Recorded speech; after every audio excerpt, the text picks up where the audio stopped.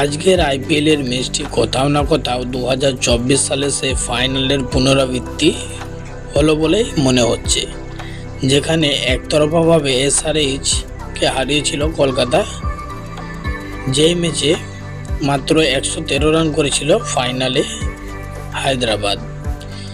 এবার সেই হায়দ্রাবাদের সঙ্গে 2025 সালে দেখা হলো, যেখানে 120 রানের মাথায় হায়দ্রাবাদের টিমের ব্যাটসম্যানদের আউট করে 80 রানের একটি বিশাল জয় পেল কেকেআর, যার ফলে পয়েন্টস টেবিলে 10 নম্বর থেকে এক লাফে 5 নম্বরে উঠে এলো কেকেআরের হয়ে এই ম্যাচে সর্বোচ্চ রান করেছিলেন ভেঙ্কটেশ আইয়ার।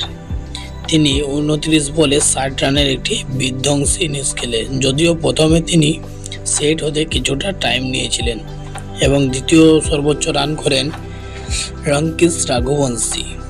তিনি 50 রানের একটি দুর্দান্ত ইনিংস খেলেন। এছাড়াও রাহানে এবং রিঙ্কু সিংয়ের ব্যাট থেকেও রান আসে, ফলে 200 রানের একটি পাহাড় সমান লক্ষ্য ছুড়ে দেয় হায়দ্রাবাদের দিকে। হায়দ্রাবাদ জবাবে ব্যাট করতে নেমে মাত্র 8 রানের মাথায় 3টি উইকেট তারা হারিয়ে ফেলে।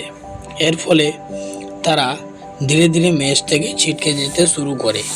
এই ম্যাচে অত্যন্ত সুন্দর বল করেছিল বৈভব অরোরা এবং বরুণ চক্রবর্তী।